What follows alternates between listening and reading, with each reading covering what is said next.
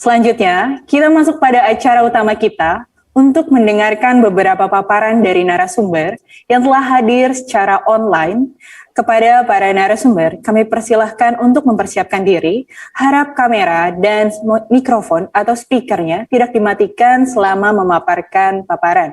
Dan kami memberikan waktu 20 menit untuk kepada para narasumber menyampaikan materi. Sesi ini akan dipimpin oleh Kak Andi Fauzan, Business Development PT PLN Persero, selaku moderator. Untuk Kak Andi Fauzan, dipersilahkan memimpin acara pada pagi hari ini. Baik, terima kasih Kak Aldila atas kesempatan yang diberikan. Assalamualaikum warahmatullahi wabarakatuh. Semangat pagi. Welcome to PLN ICE 2021 Webinar Series Chapter 1 dengan tema Electrifying Lifestyle. Bersama saya Andi Ahmad Fauzan Parewangi dari PT PLN Persero. PLNers dan Electrician, seperti yang tadi telah disampaikan oleh MC kita, hari ini kita akan sama-sama belajar dan menambah wawasan dalam event PLN ICE 2021 dengan tema Electrifying Lifestyle. Tentunya kita akan menghadirkan speaker yang telah menginspirasi banyak orang dan juga inspirasi bagi kita pribadi. Dan demi kelancaran acara, bagi PLNers dan Electrician yang tergabung dalam Zoom meeting dan juga YouTube, dimohon untuk menonaktifkan mikrofon selama webinar berlangsung. Tak lupa kami ucapkan terima kasih dan selamat bergabung kepada Bapak Menteri Perindustrian Republik Indonesia, Bapak Agus Gumiwang Kartasasmita, yang diwakilkan oleh Direktorat Jenderal Industri Logam, Mesin, Alat Transportasi, dan Elektronika, Bapak Taufik Bawazir. Yang terhormat Bapak Direktur Utama PT PLN Persero, Bapak Zulkifli Zaini, dan yang kami hormati GM Puslitbang PT PLN Persero, Bapak Iswan Parahastono. Saat ini telah hadir di tengah kita 3 speaker dari pelaku industri otomotif dan elektronik. Suatu kebanggaan buat kita karena bisa langsung belajar dengan para pembicara hebat yang banyak menginspirasi banyak orang. Dan pembicara pertama datang dari industri otomotif. Selamat datang kami ucapkan kepada Bapak Erwin Jaya Diputra, Sales Director PT Hyundai Mobil Indonesia. Selamat datang Pak. Ya, terima kasih. Ya. Gimana kabarnya Pak? Sehat Pak? Baik, saya sehat semua. Terima kasih. Sehat-sehat. Nah, nantinya Bapak Erwin akan menyampaikan terkait inovasi yang telah dilakukan oleh Hyundai, terutama terkait gambaran kelebihan kendaraan listrik dibandingkan kendaraan fosil fuel yang ada selama ini, serta akan menjelaskan roadmap produksi mobil listrik dan forecasting penggunaan kendaraan listrik dunia ke depannya. Sementara yang kedua, pembicara kedua, kita juga tak kalah hebatnya, yang hadir dengan dukungan penuh untuk pengembangan motor di Indonesia. Selamat datang Bapak Abdullah Alwi, selaku GM Wika Industri Manufaktur. Selamat datang Pak Alwi, Pak Abdullah Alwi. Gimana kabarnya Pak? Alhamdulillah, kabar baik Pak. Terima kasih waktunya. Alhamdulillah, kita ketemu lagi Pak di webinar ini Pak. Iya Pak. Ya, nantinya Bapak Abdullah akan banyak menyampaikan terkait inovasi yang telah dilakukan oleh WIMA, terutama terkait memberikan gambaran sejarah pengembangan motor listrik di Indonesia dan strategi ke depan untuk mendorong penggunaan kendaraan listrik roda 2. Serta pembicara yang ketiga kita yang merupakan sosok yang sangat inspiratif, yaitu Bapak Jacobus L. Salim, selaku Direktur Maspion Group. Selamat datang Bapak Jacobus L. Salim. Ya, selamat. Gimana kabarnya Pak? Baik, sehat selalu. Sehat, Pak ya. Ya. Sehat, ya. Nantinya Bapak Jacob Salim akan banyak menyampaikan terkait pengembangan produk elektronik yang telah dilakukan oleh Maspion Group, terutama terkait gambaran keuntungan menggunakan peralatan modern listrik, mulai dari kompor, oven konvensional, kemudian air fryer, dan juga memberikan gambaran terkait inovasi-inovasi yang sudah dilakukan oleh Maspion Group untuk smart appliance. Dan kita langsung saja ke pembicara pertama, yaitu Bapak Erwin Jaya Diputra. Mohon untuk sambil mempersiapkan diri, saya akan membacakan resume profil dari Bapak Erwin yang telah berkecimpung di dalam dunia otomotif sejak tahun 1997 dan kemudian bergabung ke industri Hyundai tahun 2004. Untuk Pak Erwin, kami persilakan, Pak. Ya, selamat pagi Bapak Ibu sekalian. Yang terhormat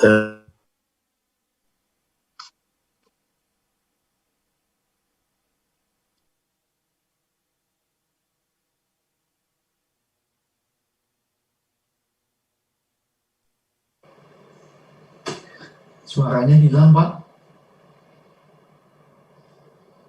Suaranya hilang, Pak.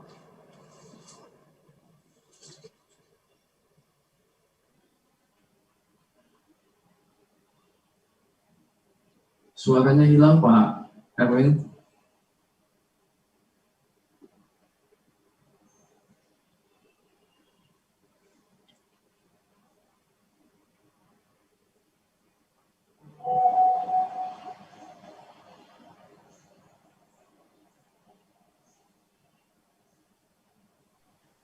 Untuk Bapak Erwin, mohon konfirmasi, Pak.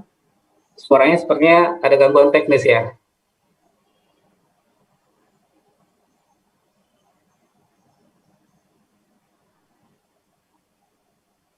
Baik, kita tunggu sebentar.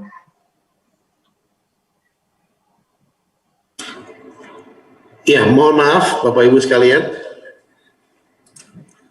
Ada sedikit gangguan teknis. Silakan, Pak. Ya. Yang terhormat Bapak Agus Gumiwang, Menteri Perindustrian, yang diwakili kali ini oleh Bapak Taufik Bawasir selaku Dirjen Logam, Mesin, Alat Transportasi dari Elektronika. Yang terhormat Bapak Zulkifli Zaini sebagai Direktur Utama PT PLN, dan juga yang terhormat teman-teman pembicara dan juga peserta webinar PLN AS tahun 2021 ini. Assalamualaikum warahmatullahi wabarakatuh. Salam damai sejahtera untuk kita semua. Om Swastiastu, Namo Buddhaya, salam kebajikan. Hari ini saya akan coba untuk berbagi dengan Bapak Ibu sekalian apa yang Hyundai ingin berpartisipasi dalam mobil listrik ini. Sebentar, saya persiapkan presentasinya.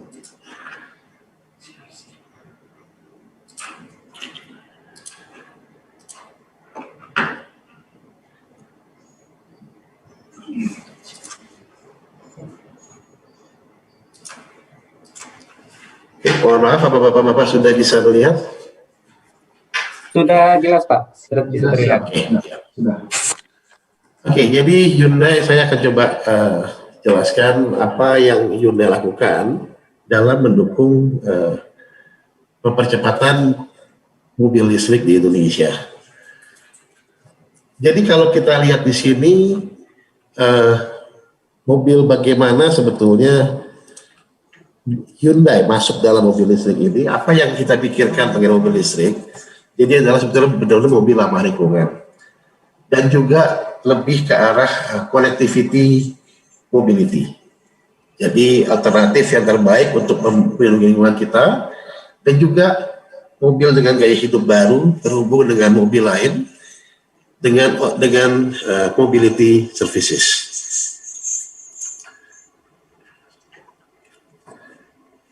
Bagaimana Hyundai berada di Indonesia? Jadi Hyundai Group ini sebetulnya adalah seluruh program otomotif atau komponen otomotif dibawahi oleh Hyundai Group, baik termasuk dari steel manufacture dan juga logistik manufacture, spare part dan juga finance, dan juga salah satu anak perusahaan kita adalah Kia Motors. Ini adalah supply chain dari Hyundai. Dan di mana tepatnya di tahun 2019 Hyundai Motor Company memutuskan untuk menginvestasikan di Indonesia kurang lebih sekitar 1,5 miliar US dollar dengan mendirikan pabrik. Di mana hari ini pabrik itu pun sudah hampir mencapai 90%, dan yang akan selesai kurang lebih di bulan Juli ini, di mana di akhir tahun ini kita sudah bisa mulai memproduksi kendaraan di Indonesia. Nah, di slide sebelah kanan kalau kita bahwa kita di sini mempunyai dua perusahaan, adalah sebagai Hyundai Motors Indonesia, dia adalah 100% PMA, di mana ini adalah sebagai agen pemegang merek kendaraan bermotor Hyundai di Indonesia, yang berdiri pada tanggal 14 Januari 2020. Sedangkan untuk manufacturer, kita sudah start dari 21 Agustus tahun 2019, dan ini adalah sebagai pabrik perakitan kendaraan bermotor di Hyundai di Indonesia dengan kapasitas produksi 150.000 sampai dengan 250.000 per tahunnya. Di mana target TKDN kita adalah kurang lebih sekitar 90% dalam 3 tahun pertama ini. Oke, jadi apa sebetulnya mobil listrik ini? Jadi yang pertama adalah sebetulnya pasar mobil ramah lingkungan. Lalu kedua adalah tipe mobil ramah lingkungan dengan fungsi khusus. Jadi adalah keunggulan mobil listrik tersebut. Dan juga menurut kita apakah mobil ramah lingkungan itu dan bagaimana cara menggunakan mobil tersebut. Ini yang akan kita bahas di presentasi saya pagi ini. Dari tipe mobil listrik atau mobil ramah lingkungan, sebetulnya kita mengenal dari dua jenis mobil. Hybrid, di mana hybrid itu masih ada mesinnya, dan yang fuel elektrik. Di mana hybrid pun itu mempunyai dua tipe, itu adalah hybrid tetap dengan bahan bakar fosil, atau dengan yang kedua adalah plug-in hybrid, di mana dia merupakan gabungan antara elektrik dengan juga bahan bakar fosil. Nah, ini yang kita sebut adalah sistem hybrid. Nah, berikutnya adalah sistem pure elektrik yang kita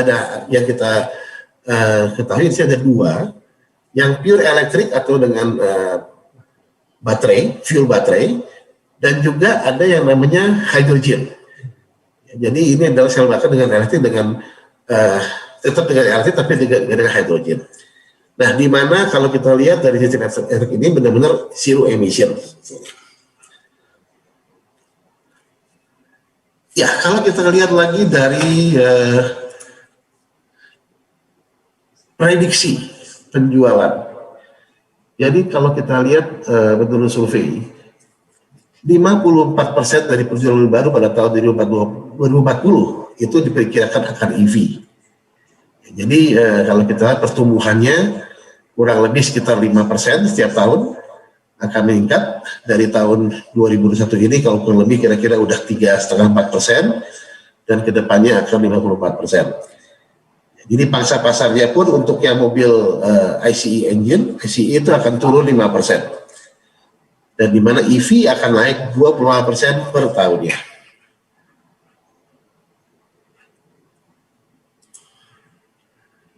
Ya, berikutnya adalah Eropa akan memperketat emisi gas buang hingga 95 gram per kilometer. Itu kurang lebih sekitar dari tahun 2020 kemarin, dan akan diubah lagi menjadi 59 gram per kilometer pada tahun 2030. Nah, kalau kita lihat di sini bahwa regulasi-regulasi yang kita lihat di slide ini, bahwa Norwegia, Belanda di tahun 2025 mentargetkan tidak ada ICE lagi, dan juga Jerman, India di tahun 2030 tidak ada ICE, hanya penjualan EV yang diproduksi, dan di Inggris dan Prancis kira-kira 2040 juga hanya EV, tidak diperjalakan oleh untuk ICE aja. Nah, ini kalau kita lihat dari global regulasi yang akan diterapkan di setiap negara. Sebetulnya apa alasan kita memberi kita terhadap lingkungan? Itu adalah 87% daripada survei yang kalau kita lihat cenderungnya apa orang Amerika membeli kendaraan listrik. Yang kedua adalah biaya jangka panjang yang lebih rendah. Jadi secara operational cost itu akan rendah sekali. Itu adalah 62% daripada survei ini. Dan juga yang memiliki keinginan akan teknologi canggih adalah 52%. Akses jalur carpool itu 29%, dan alasan lain adalah 12%. Tetap kepedulian paling tinggi dasar memberikan mobil listrik ini. Oke, berikutnya adalah tipe mobil kendaraan ramah lingkungan. Di sini cuma saya ingin sampaikan adalah keunggulan dari mobil listrik.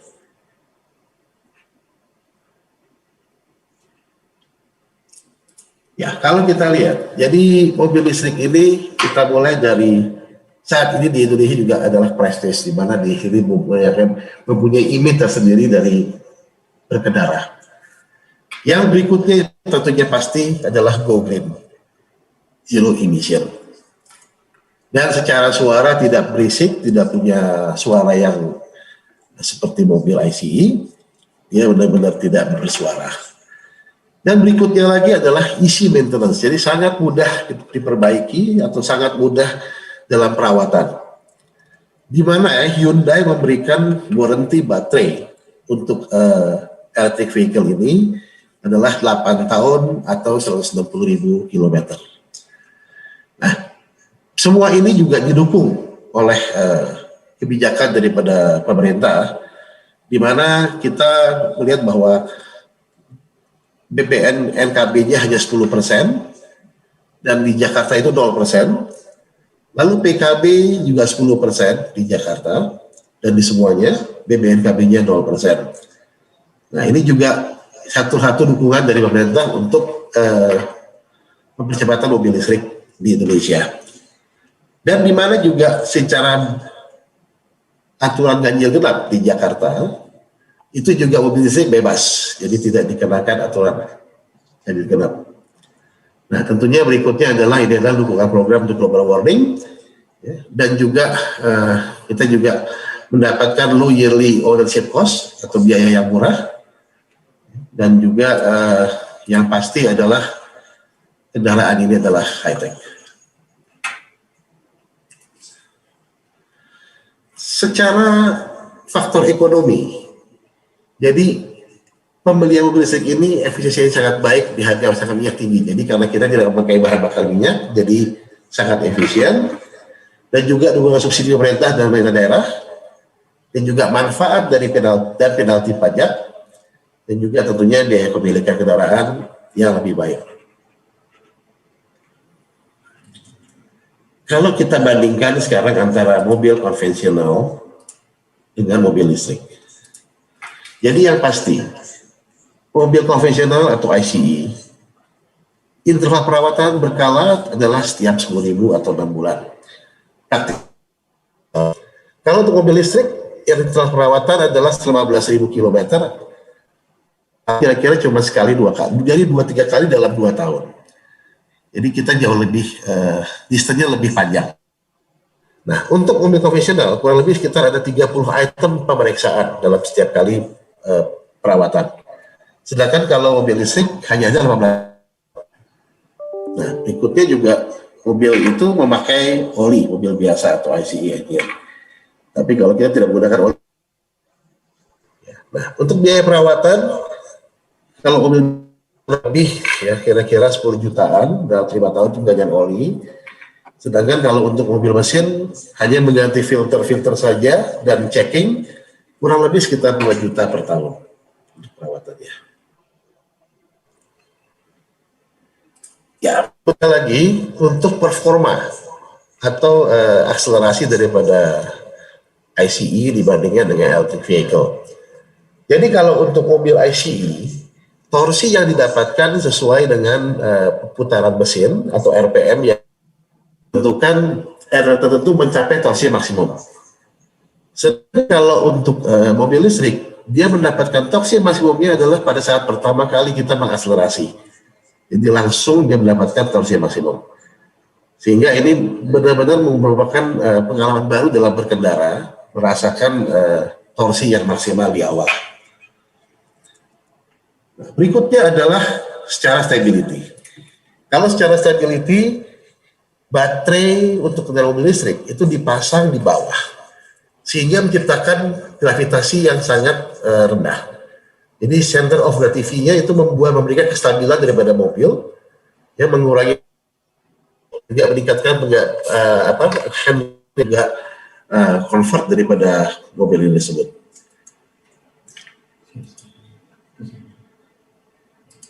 Maaf.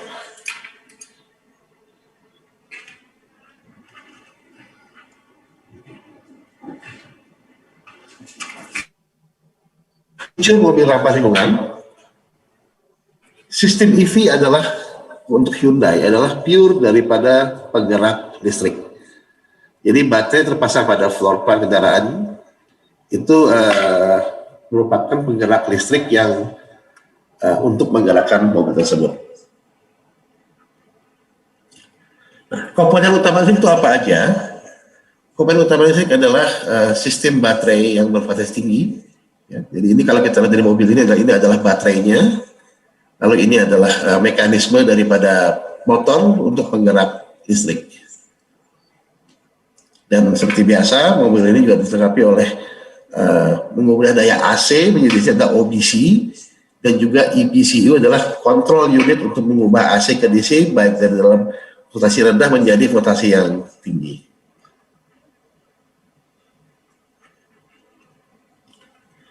Nah, mobil ramah lingkungan Hyundai, jadi kita ini memiliki berapa tipe.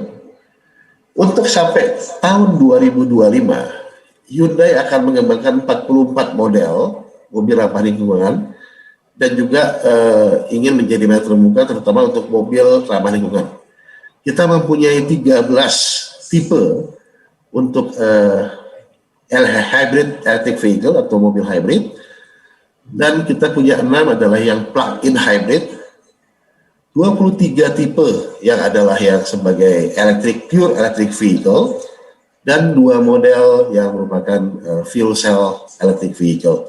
Hari ini baru ada 1 fuel cell electric vehicle-nya. Nah, jadi sampai tahun 2020 kita kembangkan 2025 itu 2 electric hybrid electric vehicle dan 23 pure EV.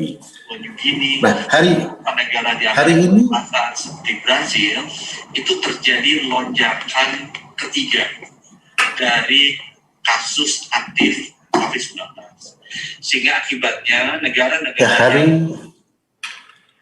hari ini yang kita kenalkan di Indonesia itu adalah 2 model, adalah Hyundai Ioniq EV dan juga Hyundai Kona EV.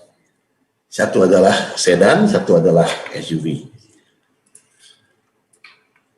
Nah, bagaimana kita menggunakan mobil ramah lingkungan ini secara aman ataupun secara nyaman untuk kita sebagai pemakainya? Tentunya kita bingung ini apakah kadang-kadang baterai apakah bisa ke-strom apa enggak. Jadi kita pun sudah mengaturkan beberapa ujian verifikasi keselamatan untuk baterai EV. Baik dari crash test atau uji tabrakan, ya, dari belakang pada kecepatan 80, ya, jadi tidak ada kebakaran, secara hasilnya tidak ada kebakaran atau ledakan.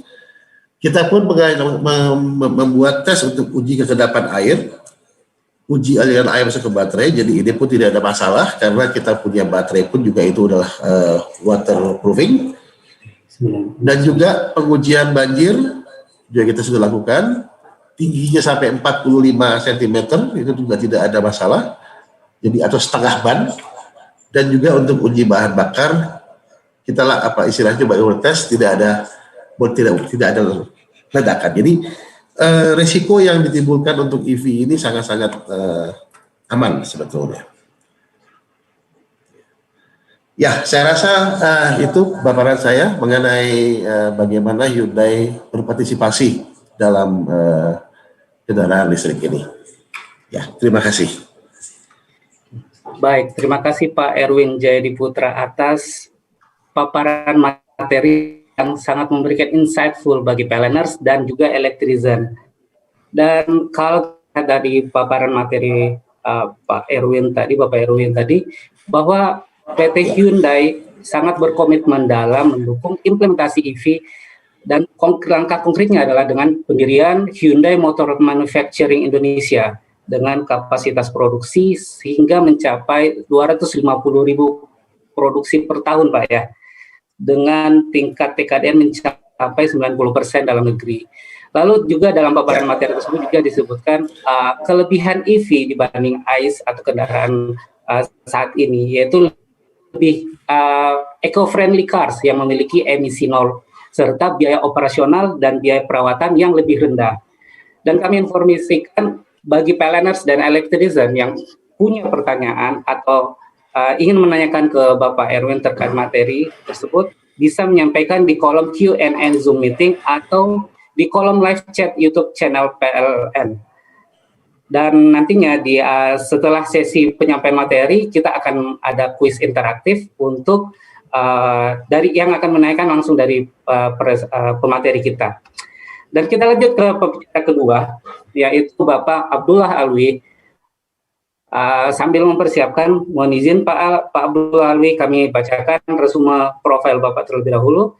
Bapak Abdullah Alwi merupakan lulusan S1 UI untuk Fisika Peminatan Instrumentasi dan Elektronika dan S2 di FH Niederrhein, Jerman untuk Teknik Industri.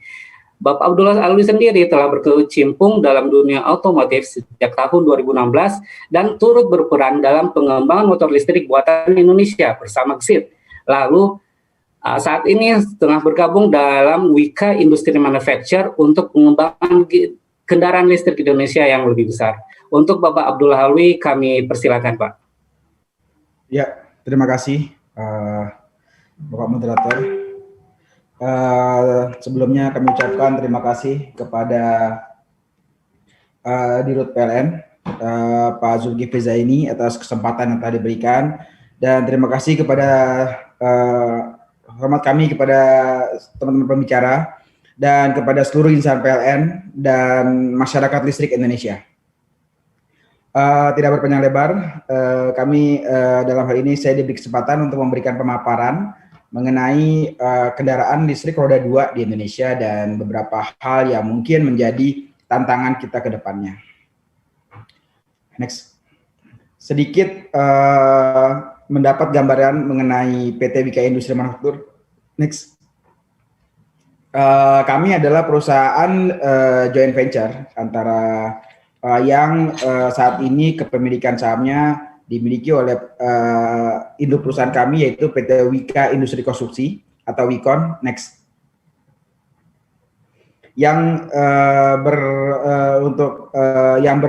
memiliki pabrik manufacturing atau assembling di kawasan industri Wika di Cilengsi. Next.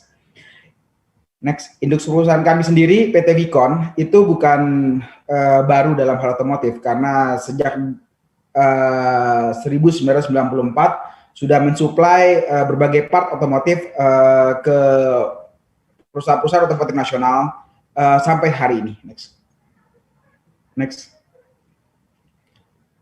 Saat ini salah satu produk kami adalah Gesit G1, yaitu produk flagship kami yang pertama adalah saat ini sudah disuplai untuk part 85% sudah diproduksi dalam negeri. Dan untuk tingkat TKDN terakhir kami sudah mendapat sertifikat dalam proses pengeluaran, yaitu 46,74%. Karena kalau kita berbicara otomotif, kita berbicara rantai supply terutama spare part. Next. Bisnis model kami tidak hanya sebagai assembly line, tapi juga kami manufacturing, kami mengembangkan untuk research and development, bekerja sama dengan beberapa universitas, dan tidak hanya dalam bentuk motor, tapi juga part-part tertentu, dan kami kembangkan pemasaran kami secara vertikal, dan saat ini, per hari ini juga, kami sudah hadir di Hannover Messe, dan juga pastinya pasar lokal sedang terus berkembang. Next. Di mana saat ini riset kami terus bekerjasama dengan ITS dan juga BPPT di bawah naungan Ristekdikti, dan pastinya dengan PLN sudah tidak asing lagi, karena memang untuk bahasanya untuk supply energi dan juga pengembangan untuk charging networknya bekerjasama selalu dengan PLN. Next. Kita masuk poin pertama, yaitu bagaimana overview sepeda motor listrik di Asia. Next. Pada dasarnya tren sepeda motor listrik ini di dunia sedang naik sekali, ya. Terutama kalau kita melihat apa yang telah dilakukan oleh negara China. Saat ini pada tahun 2008, China itu merupakan produsen motor bensin terbesar di dunia, disusul oleh India dan Indonesia. Hari ini atau per tahun lalu, mungkin hari ini lebih update lagi, kita melihat bahwa saat ini untuk produksi sepeda motor listrik, China itu menempati urutan kedua, disusul pertama oleh India, kedua China, dan ketiga Indonesia. Pertanyaannya, apa yang terjadi? Mengapa mereka menurun? Ini tidak lain adalah karena produksi sepeda motor listrik mereka meningkat secara signifikan. Next.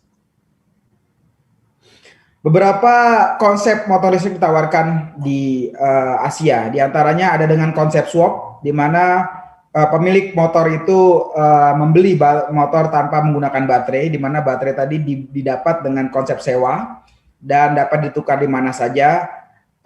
Hal ini bertujuan tidak lain untuk menurunkan cost dari harga motor sendiri, di mana komponen termahalnya adalah baterai dan juga lama waktu charging.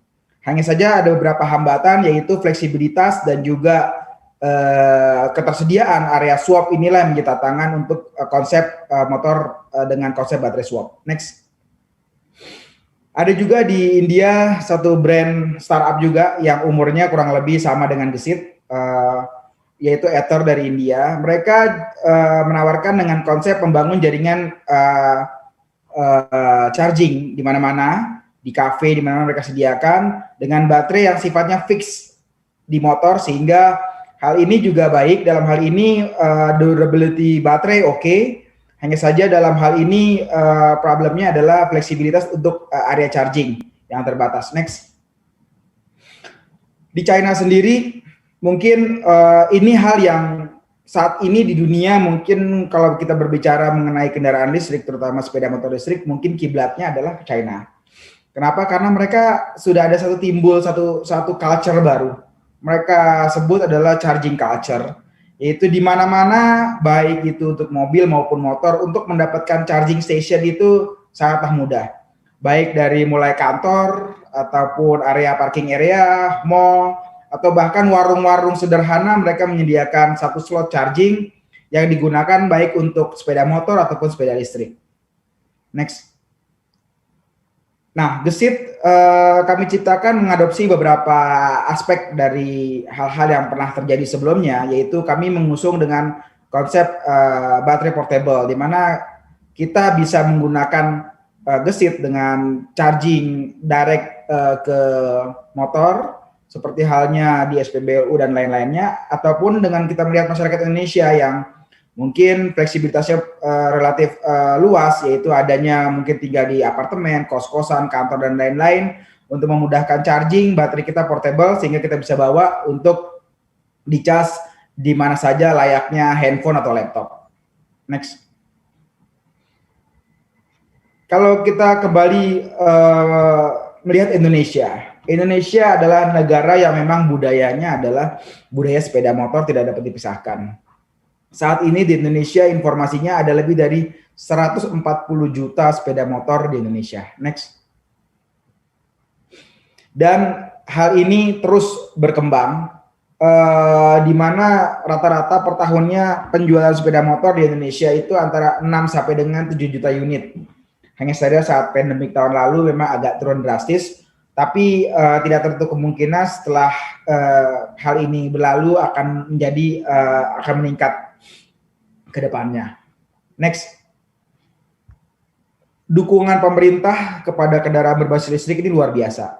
Berawal dari RUEN tahun 2017, di mana pemerintah menargetkan di tahun 2025 sepeda motor listrik itu sudah dapat penjualan sepeda motor itu 20%-nya adalah sepeda motor listrik. Hal ini tidak lain adalah untuk mengurangi penggunaan energi fosil, di mana saat ini kita tahu bersama Indonesia masih perlu mengimpor energi fosil, dan informasinya hampir 80%-an itu penggunaan energi fosil itu adalah untuk transportasi. Dan untuk mempercepat itu pun pemerintah sudah menerbitkan Perpres nomor 55 tahun 2019. Ini merupakan angin segar bagi masyarakat sepeda listrik Indonesia, masyarakat kendaraan listrik Indonesia, dikarenakan ini merupakan salah satu yang menjadi backup buat kita semua untuk berkembang. Next.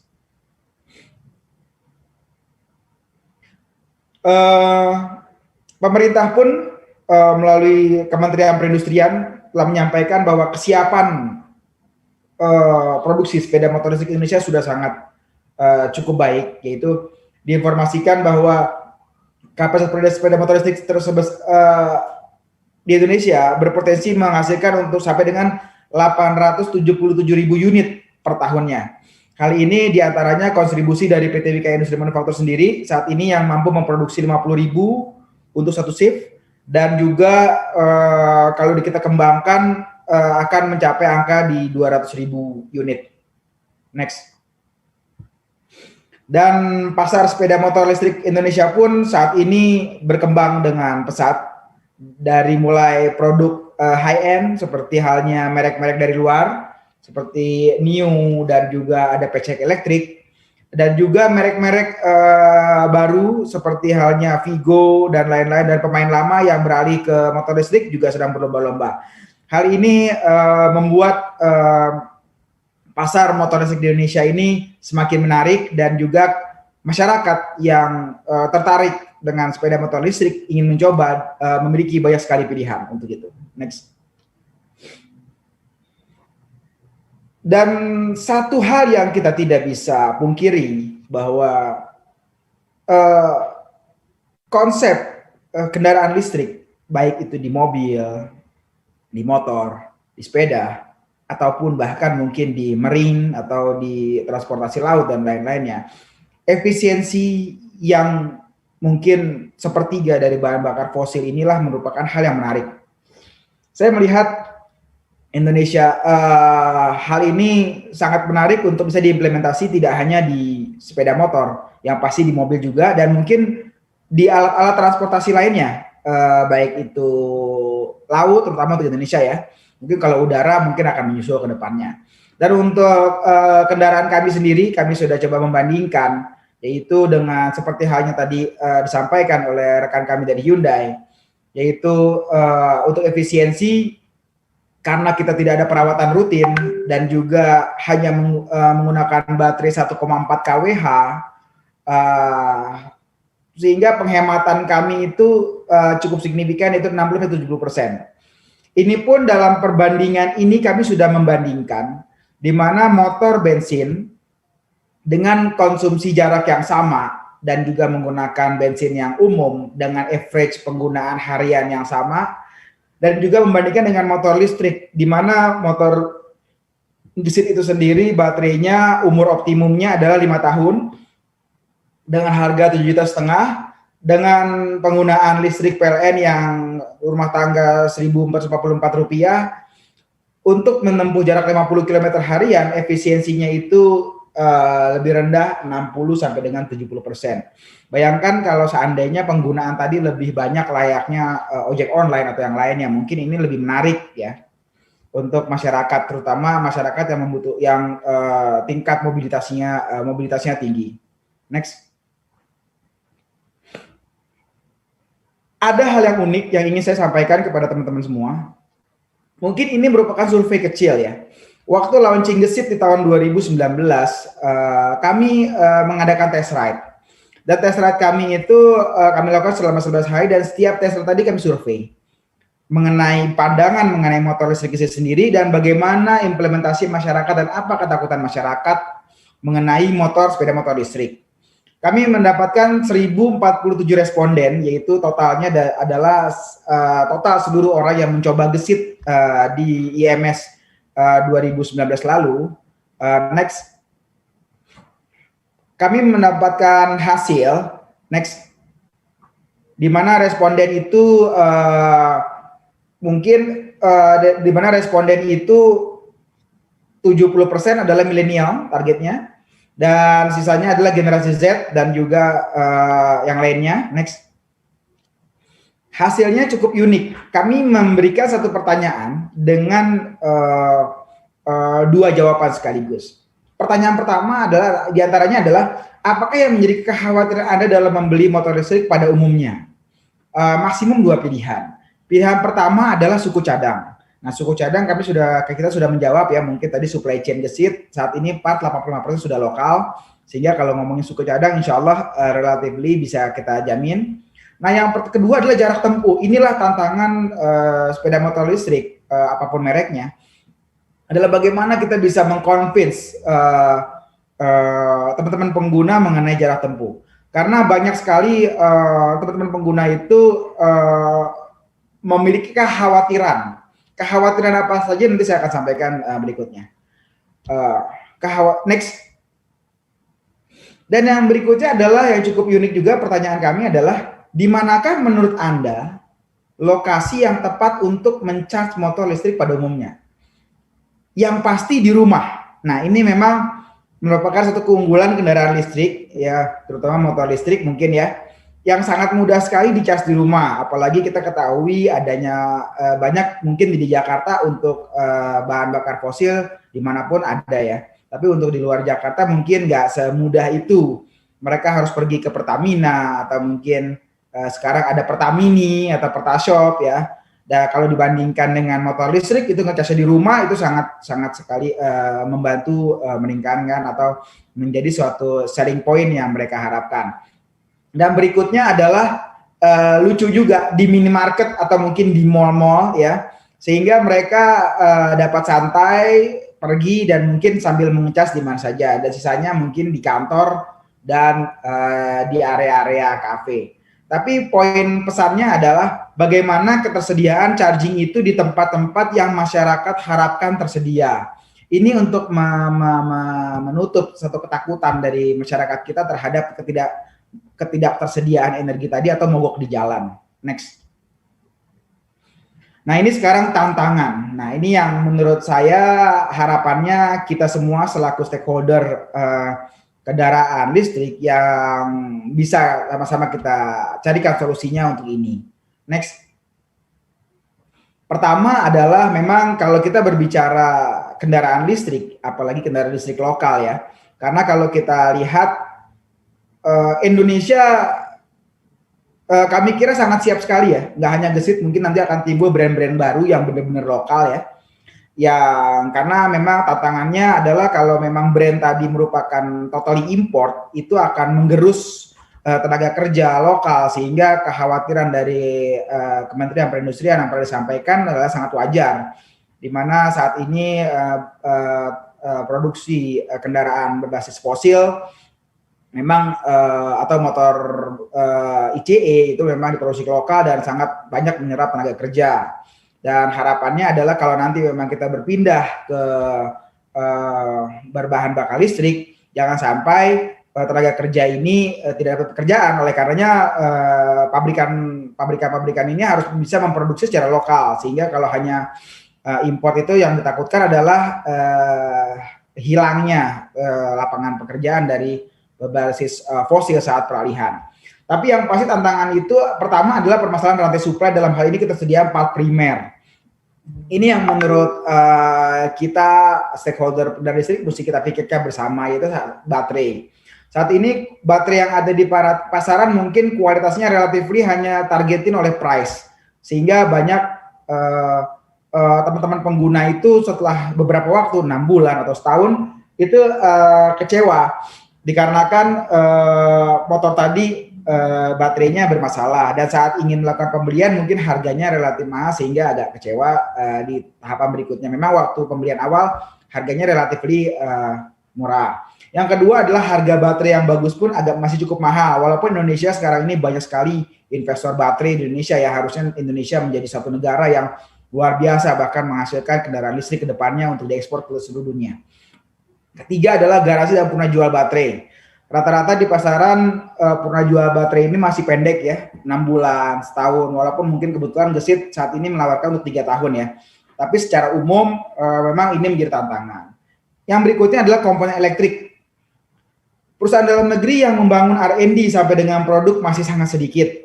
Kami lagi coba mengembangkan untuk itu, sehingga kedepannya TKDN kami dapat lebih signifikan. Tapi hal ini tidak hanya gesit, harapannya akan bersama-sama kita tumbuhkan untuk komponen elektrik ini.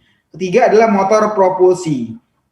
Motor propulsi sendiri selaku artinya super engine dari motor ini, di mana masang sedikit perusahaan dalam negeri yang bergerak di bidang ini. Karena simpelnya beberapa hanya mungkin lebih mudah import, di mana harganya juga relatif. Nah ini menurut saya tantangan, apalagi bahan baku magnet masih import, tapi melihat pasar yang cukup luas, menurut saya sudah saatnya teknologi ini kita produksi secara lokal. Next.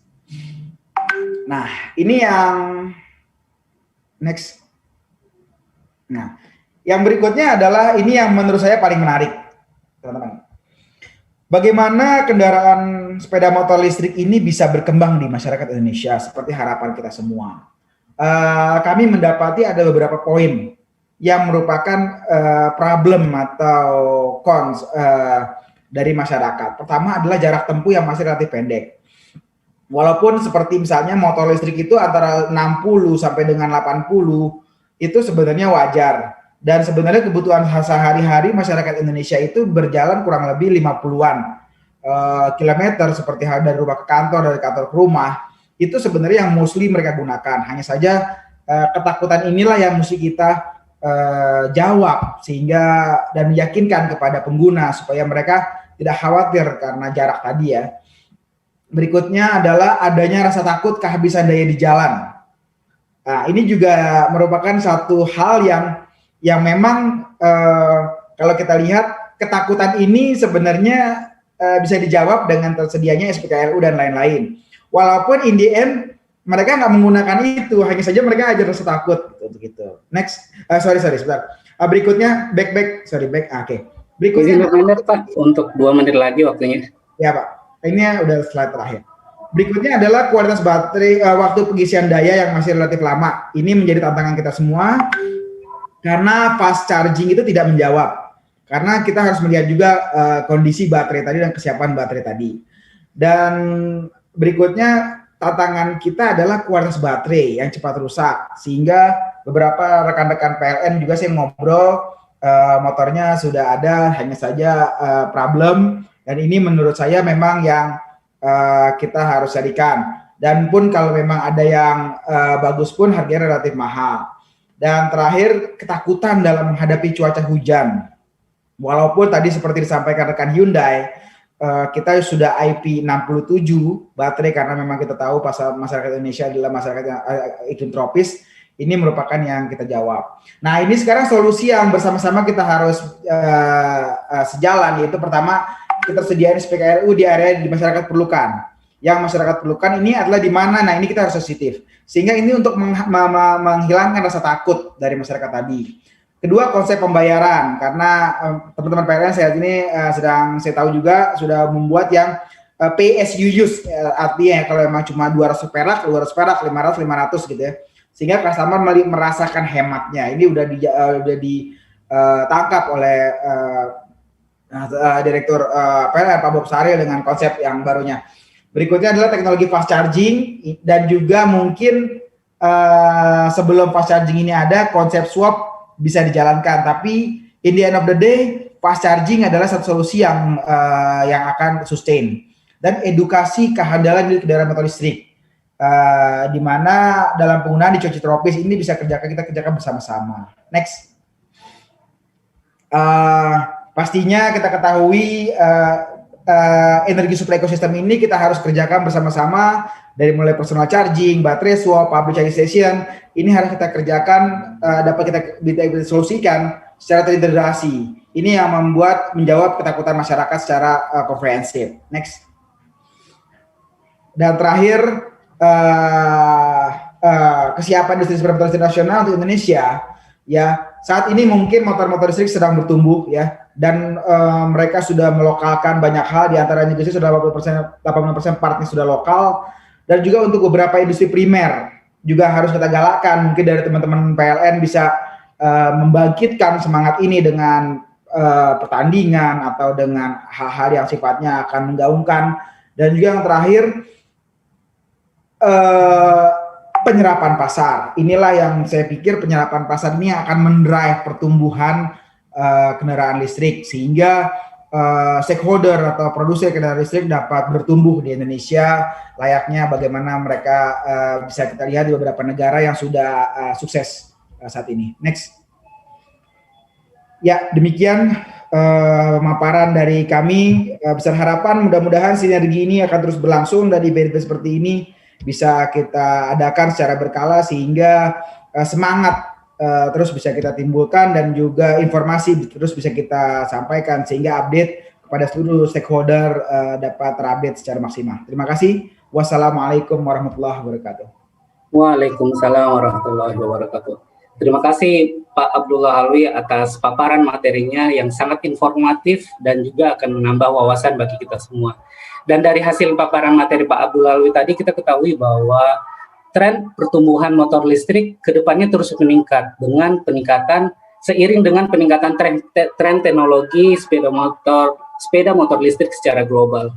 Dan tantangan penetrasinya adalah pertama terkait dengan rantai supply dalam ketersediaan part primer, kemudian mindset customer, serta energi supply ekosistem. Dalam hal ini adalah penyediaan baterai swap.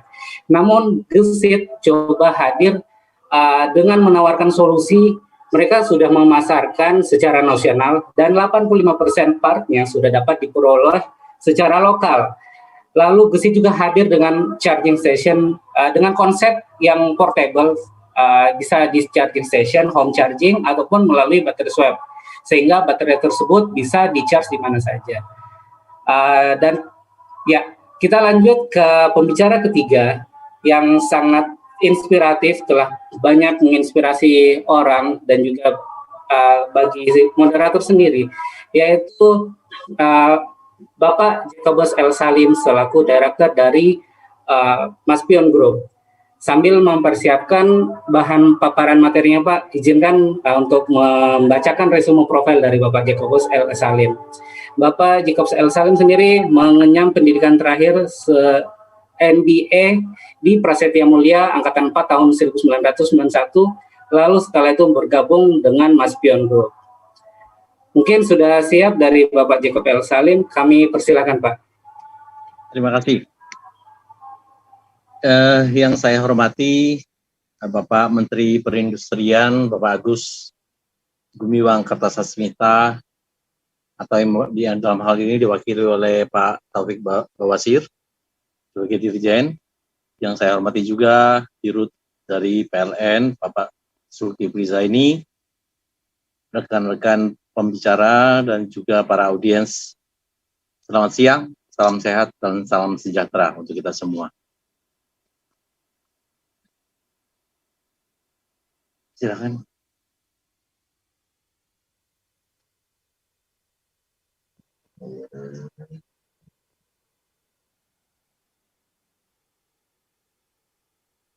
Oke, saya diminta untuk membawa masa depan dan inovasi smart appliances dan proses transformasi. Dalam hal ini terus terang, jika kita bicara masa depan dan inovasi apapun itu mengacu pada apa yang disebut dengan smart world.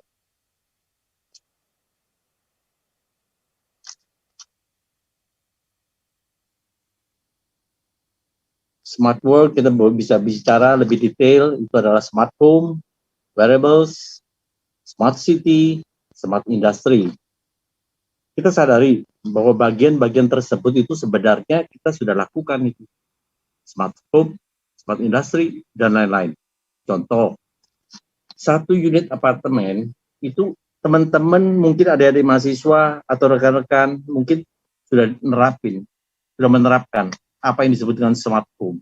Misalnya lampu jam-jam tertentu dia sudah setting, bahkan dengan wireless dia sudah bisa memerintahkan untuk nyala. Misalnya mobil dari jarak jauh pun dia sudah bisa men-starter untuk supaya AC sudah nyala, mesin sudah nyala. Itu sudah dilakukan dan sudah terjadi di Indonesia, sudah terjadi di kota-kota. Untuk industri, banyak pabrikan-pabrikan yang sudah melakukan otomatisasi robot system misalnya, dari sisi produksinya, dari logistik, dari penataan, bahkan sampai defect cacat produk itu pun akan akan bisa terdeteksi secara online, secara otomatis. Next. Nah, kapan sih disebut kita mau masuk ke smart city, smart home, atau bahkan lebih kecil lagi smart produknya? Kenapa sih harus smart? Ujung-ujungnya intinya adalah satu, efisiensi. Dalam hal ini optimize energy consumption. Kemudian kenapa kita harus smart? Ya, untuk mencapai convenience dan comfortable, keenakan, kemudahan, dan ujung-ujungnya adalah safety. Jadi yang pertama adalah kita harus bicara efisiensi dulu. Kita smart, tapi kalau boros, itu namanya bukan smart. Iya kan, namanya smart, kita harus cerdas untuk membiayai, membelanjakan uang kita. Kita mau mencapai kenikmatan, tetapi haruslah bicara efisien. Pasar kita sudah siap belum? Secara individu, secara perorangan, secara kelompok, kita sudah lakukan itu, terutama di kota-kota besar. Ya, seperti tadi, pabrik sudah lakukan otomatisasi robot sistem. Apartemen, rumah, mobil, sepeda motor, dan lain-lain. Kita sudah lakukan sebenarnya. Mobil listrik, sepeda motor listrik, itu arahnya sudah mulai kita bicara smart. Kita bicara efisien. Bagaimana efisien kita pakai dana kita. Apakah masyarakat sudah siap? Perusahaan sudah siap. Siapa yang siap? Barangnya ada enggak? Sudah siap belum? Perlahan-lahan kita siapkan. Network, teknologinya sudah siapkah? Dunia sudah. Indonesia, ya kita bertahap belajar ke sana. Pasar secara individu atau kelompok telah lakukan itu. Dari kantor, kita sudah bisa monitor kondisi rumah, nyalakan lampu, AC, dan lain-lain. Mobil sudah bisa seperti yang tadi saya sebut. Beberapa pabrik juga telah lakukan otomatisasi. Nah, sekarang kita bicara. Mereka lakukan itu, misalnya mobil dengan remote sudah bisa nyala AC dan mesin mobil. Tapi kan itu tergantung pada individu tertentu kan. Itu tergantung pula taraf hidup mereka. Nah, kemudian tergantung pada apa lagi? Pada para pelaku bisnis. Dalam hal ini kita sebutkanlah pemerintah. Pemerintah sebagai regulator dan juga fasilitator. Pemerintah ini termasuk BUMN loh, termasuk pula PLN. Karena tanpa listrik tidak akan bisa smart kita. Apa yang mau dismartkan kalau semua listrik tidak ada? Listrik tidak cukup. Itu tugas berat dari PLN ke depan. Kemudian kita bicara jaringan. Jaringan baik supplier dari luar maupun dari dalam. Kalau Indonesia masih belum bisa mengadakan sendiri, berarti kita harus alih teknologi dari luar. Kalau kita sudah mampu, seperti Wika sudah lakukan itu, kenapa tidak? Kita jalankanlah. Itu mulailah kita bertahap masuk ke dunia smart. Kemudian jaringan distribusi. Jaringan distribusi ke masyarakat itu akan mengikuti ada barang, ada pasar. Ada taraf hidup, mulai meningkat. Kita mulailah masuk pelan-pelan kita bertransformasi ke dunia smart. Sangat kompleks lah kalau kita bicara negara siapkah, masyarakat siapkah. Itu semua harus proses pembelajaran. Nah, kita tahu itu dunia smart. Oh, artinya kita sudah tahulah apa itu. Kita harus cerdas lah. Kita harus lebih gampang, harus lebih enak, lebih harus efisien dan sebagainya. Nah, saya terutama saya memberikan tantangan nih kepada adik-adik mahasiswa terutama. Boleh dibilang kalau kita bicara S1, S2, kita bicara studi kasus. Nah, kita ambil contoh paling mikro yang kita akan hadapin. Yang sekarang ini lagi marak nih. Pak Erick Thohir lagi bicara 1 juta. Tahun ini kita akan rubah dari kompor gas LPG ke kompor gas induksi. Sekarang lagi hot-hotnya itu. Kemudian BUMN, apartemen. Ntar beli apartemen harus ada bagian dari kompor induksi, misalnya seperti itu. Nah, kita coba bedah kasus. Dalam hal ini saya bicara bedah kasus, karena nanti bicara dengan Dimas Pion di mananya. Nah, nanti kita lihat di sananya. Penggambaran mikro peran-peran dari pelaku bisnis, pemerintah, dan disesuaikan pula dengan taraf hidup masyarakat umum secara luas. Kita bicara kompor. Dulu pakai pakai kayu bakar. Kita mulai bicara. Sampai sekarang pun masih di desa-desa terpencil masih sebagian. Kemudian masuklah ke kompor minyak tanah. Kompor minyak tanah tahun 2000-an awal kita sudah rubah ke gas LPG. Jadi di sini sampai sekarang pun pemerintah masih lakukan subsidi. Kita sudah lakukan lama, Mas Bion.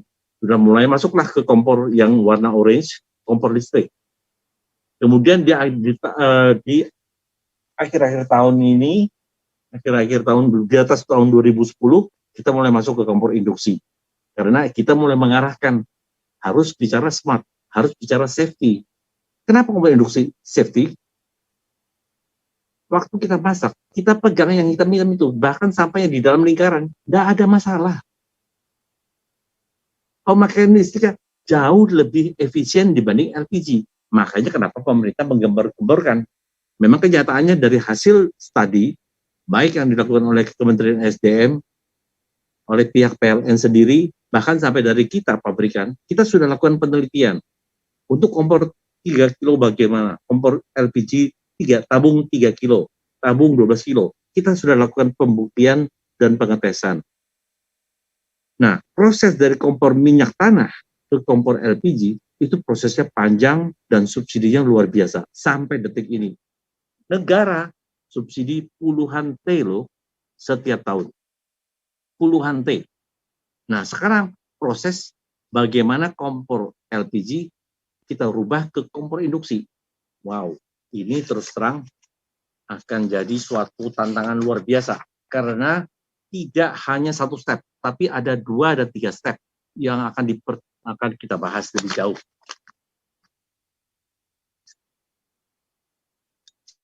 Terus.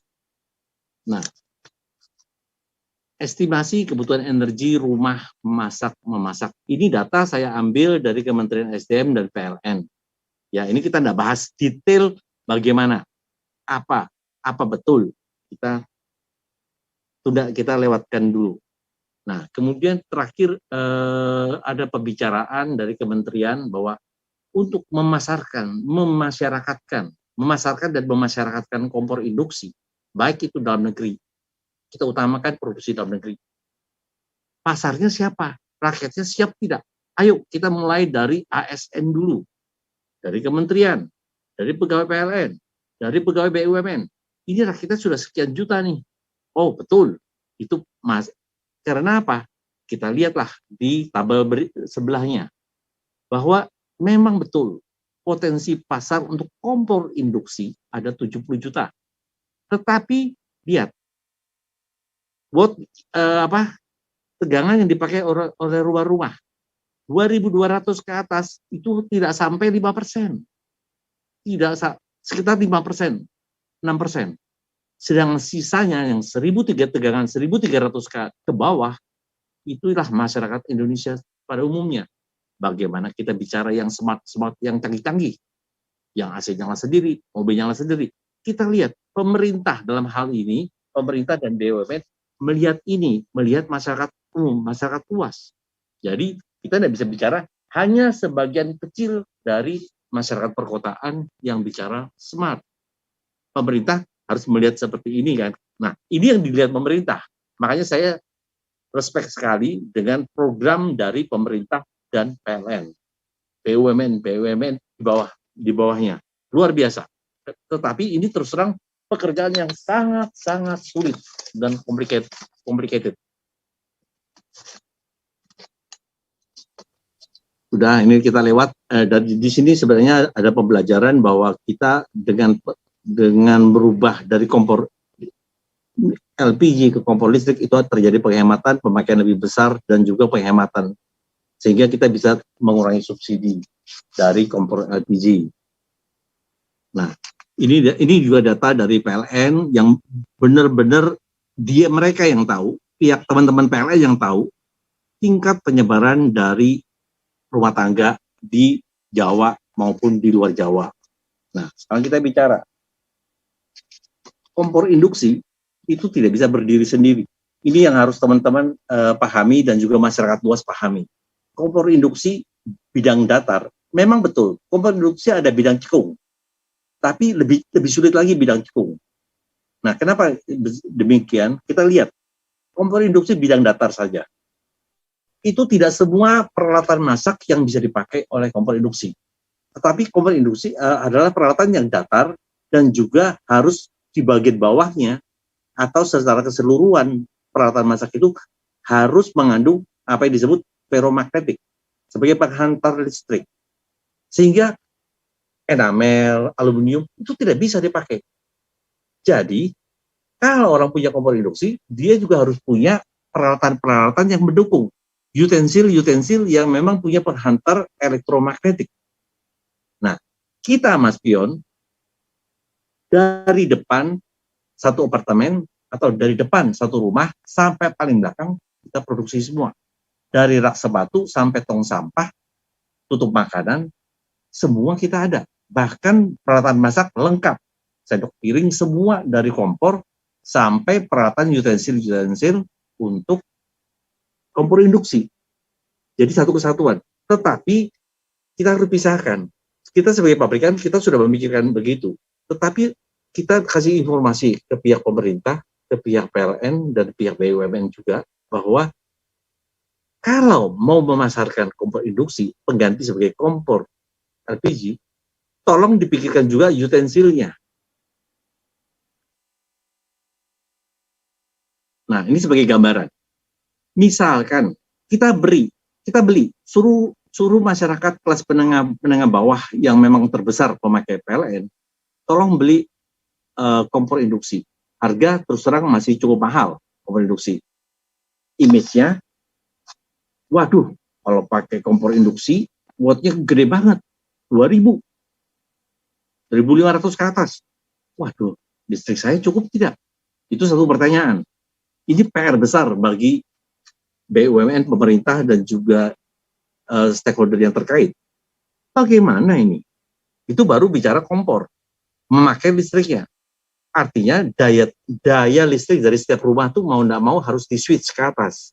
Berarti kita bicara kalau switch ke atas, bicara investasi yang dilakukan oleh PLN dan stakeholder terkait. Ada subsidi kah dari pemerintah?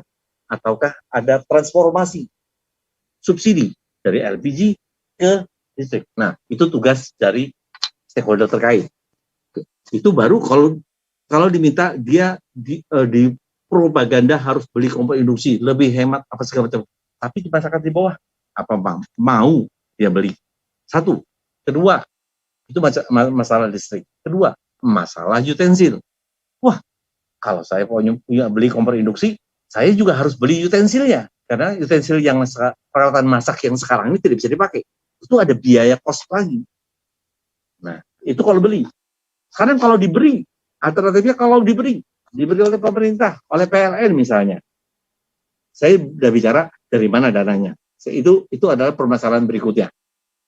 Kalau diberi misalnya, kompor diberi, belum tentu dia pakai. Karena kalau kompor diberi, oke, dia akan coba pakai alat yang lain. Loh, kok nggak bisa semua? Oh, berarti dia harus pakai utensil. Nah, kalau utensilnya, peralatannya dikasih juga, barulah dia mau nyoba. Nah, disinilah kita lihat proses pembelajaran di masyarakat kelas menengah bawah itu cukup panjang dan butuh propaganda, butuh promosi yang terus-menerus. Nah, Anda bayangkan bahwa kita bicara transformasi, bicara smart, ini prosesnya panjang sekali. Dari bawah, dari atas terus ke bawah, dari bawah full tarik ke atas. Pabrikan bagaimana kesannya? Pabrikan kita mah siap saja, Pak. Sekarang pun belum dia apa-apakan, kita sudah siap. Dari A sampai Z, kita sudah siap. Nah, tinggal kapasitas TKDN misalnya dari dalam negeri. Kita mengikuti permintaan pasar. Pasar ada besar, kita bisa. Misalnya contoh setrika. Setrika kita tiap tahun jutaan kita produksi. Tapi kalau pasarnya itu cuma 100.000, kita invest untuk 1 juta atau 2 juta atau 3 juta. Ya kita mikir kembali kan. Kita harus siapkan juga. Nah, pabrikan menyiapkan semuanya. Dalam hal ini kita mendukung pemerintah. Mendukung untuk kelangsungan kita ke depan.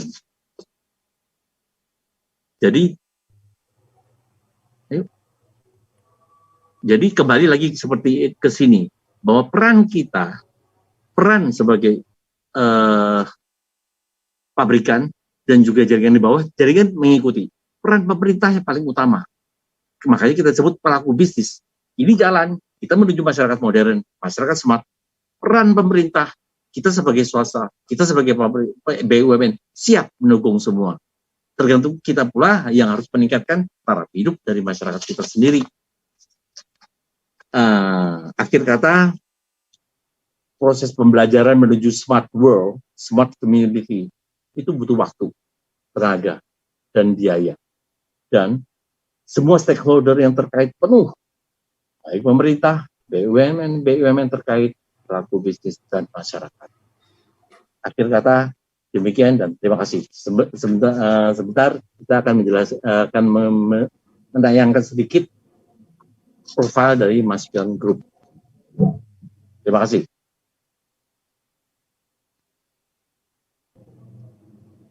Jalan terus.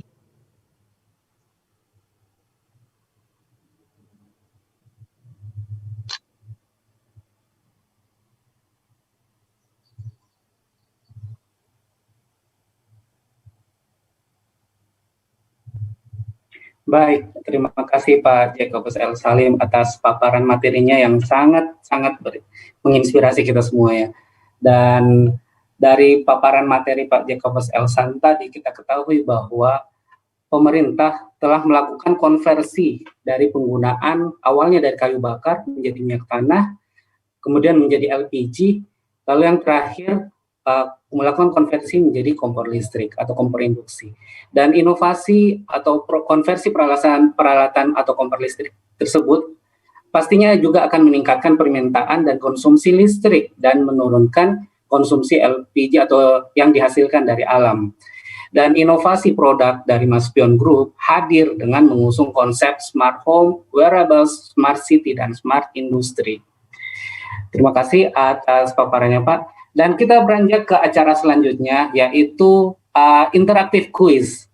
Nah, nantinya di sesi ini, ketiga speaker akan menanyakan masing-masing 2 pertanyaan, dan bagi peserta yang ingin menjawab, silakan raise your hand, yang akan dipilih nantinya oleh moderator, dan bagi peserta yang berhasil menjawab kedua pertanyaan tersebut, akan mendapatkan hadiah dari panitia. Hadiahnya seperti apa nanti kita akan lihat bersama-sama. Untuk yang pertama, pertanyaan pertama kita persilakan kepada Bapak Erwin Jayadiputra selaku Sales Director dari PT Hyundai. Silakan Pak, jika ada yang ingin disampaikan atau pertanyaan kepada para peserta webinar hari ini. 2 pertanyaan Pak.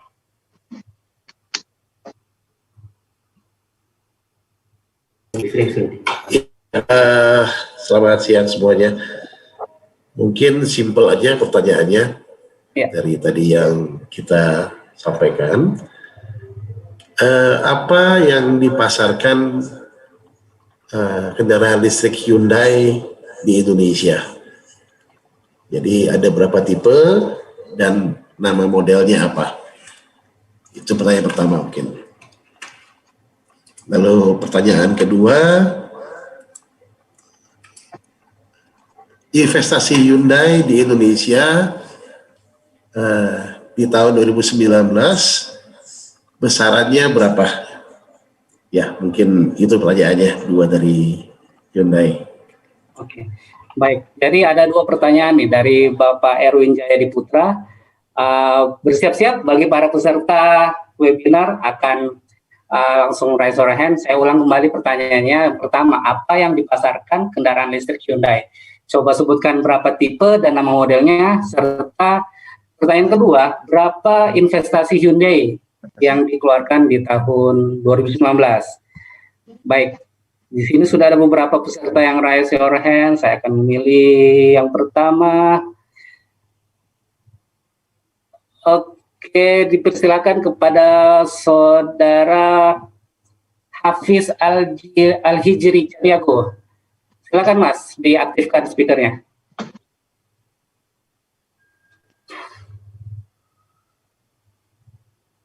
Silakan Mas, di unmute Saudara Hafiz.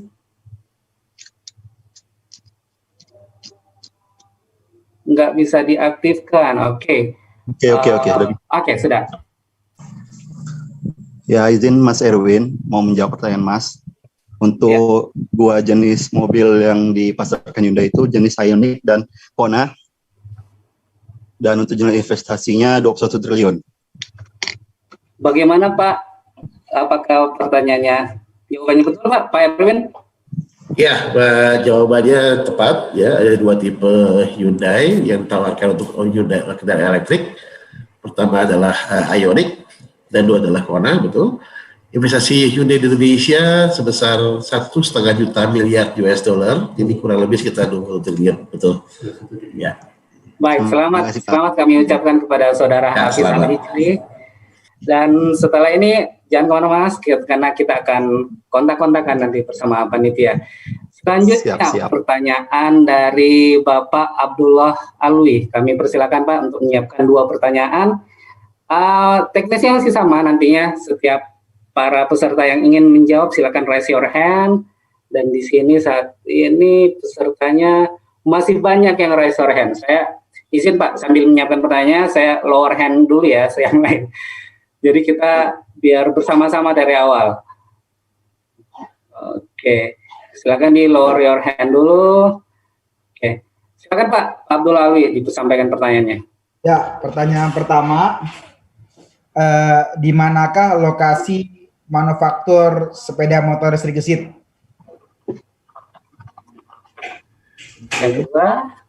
Yang kedua adalah berapa kWh baterai gesit untuk menempuh jarak 50 km? Oke. Jadi pertanyaan jelas ya. Yang pertama, sebutkan lokasi manufaktur dari motor gesit. Dan pertanyaan kedua, berapa kWh motor gesit? Jadi baterainya Pak ya, kapasitas baterai. Berapa kWh motor gesit untuk menempuh jarak 50 km, maaf. Oke, yang kedua sudah cukup banyak nih yang raise your hand rupanya, karena dari tadi semua peserta mulai menyimak. Oke, untuk yang kedua kami persilakan kepada saudara, maaf ini saudari ternyata, Sandy Dika Prasenda ya, saudara Sandy. Baik, tes. Suara saya sudah terdengar? Sudah terdengar, saudara Sandy. Untuk yang pertama, izin jawab pertanyaannya. Untuk yang pertama, ada di daerah Cilengsi jawabannya. Dan yang kedua, sekitar membutuhkan 2 kWh, hanya 2 kWh. Bagaimana Pak Abdullah untuk jawabannya? Untuk pertanyaan pertama, benar. Yang keduanya masih salah nih. Masih salah, berarti masih terbuka Pak ya untuk serta lain untuk menjawab. Salah masih. Iya, masih kedua yang salah berarti. Oke, mohon maaf Mas Sandy, berarti Anda belum beruntung. Kami persilakan selanjutnya kepada saudara Handoko Santoso. Oh Bapak ya, Bapak Handoko Santoso.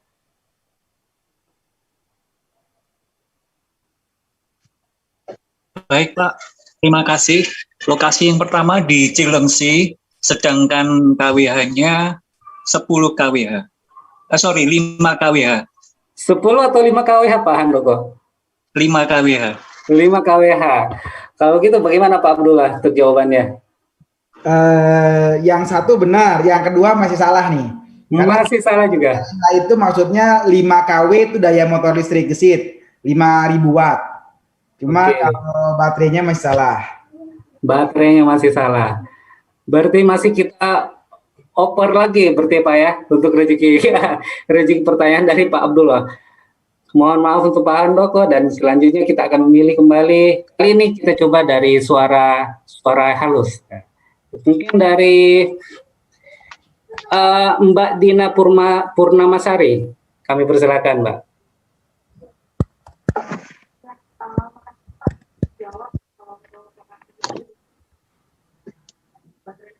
Silakan. Ya, Mbak Dina, dipersilakan Mbak. Mbak atau Ibu?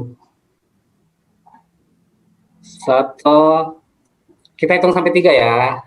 Halo. Oke, silakan. Ternyata Ya, muncul. sorry Mas.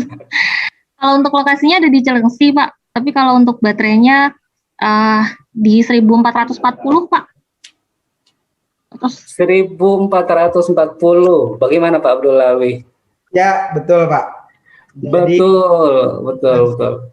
Dan baterai kami untuk satu unitnya adalah 1,4 kWh. Kalau Mbak tadi mungkin detail 1440 WH.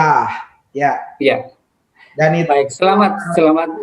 Listriknya cuma 2.000-an rupiah.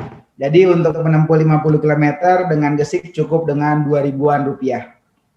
Makasih Pak. Wah, sangat irit sekali ya motor gesit dengan 2.000 perak bisa mengcover jarak tempuh 50 km. Selamat kita ucapkan kepada Mbak Dina Purnamasari. Nanti habis ini silakan menghubungi ke panitia. Dan selanjutnya kami persilakan kepada Bapak Jacobus L. Salim untuk menyampaikan 2 kuis atau 2 pertanyaan kepada para peserta. Terima kasih. Pertanyaan pertama, saya tadi tampilkan kompor satu tungku kita. Berapakah watt yang dipakai oleh kompor saya, oleh kompor Mas Pion yang satu tungku? Watt range-nya, range watt produk itu. Pertanyaan kedua, simpel aja. Dalam bentuk apakah saudara-saudara, teman-teman, adik-adik sudah melakukan apa yang disebut dengan smart community? Ambil contoh, apa yang telah dilakukan oleh yang disebut dengan smart community? Apa aplikasi dari kehidupan Anda? Terima kasih. Baik, pertanyaannya sangat menarik, betul-betul sangat menginspirasi pertanyaan Pak. Jadi kita coba ulang pertanyaannya. Pada pertama, berapa watt yang dipakai oleh kompor Mas Pion satu tungku? Menyebutkan range wattnya. Dan pertanyaan kedua, bentuk smart community atau aplikasi yang sudah dilakukan oleh para peserta. Seperti itu Pak ya? Yes. Dalam kehidupan sehari-hari. Baik, ya. Silakan kepada para peserta, di sini sudah cukup banyak juga. Nampaknya yang tadi menjawab sudah ingin menjawab lagi Pak. Silakan. Ini kita persilakan kepada Bapak atau Mas Anggara DH.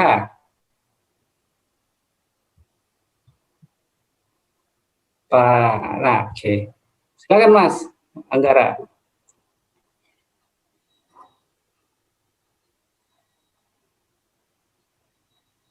Mas Anggara, silakan untuk menjawab. Silakan di unmute dahulu. Iya. Mute, oke. Mohon maaf, ya. Silakan, langsung dijawab aja pertanyaan dari Bapak Jacob L. Salim. Untuk yang pertama ya Pak ya? Ya.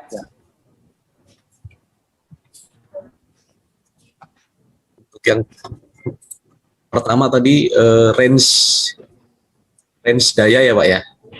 Betul. Untuk kompor ya, range watt untuk kompor industri listrik ya, kompor listrik induksi ya. 1000 sampai 2000 watt. Kemudian untuk pertanyaan kedua. Untuk pertanyaan kedua tadi saya mohon maaf kurang jelas Bapak. Apa bentuk smart community yang telah dilakukan atau diaplikasikan oleh Mas Anggara dalam kehidupan sehari-hari? Smart community ya? Yes. Oke.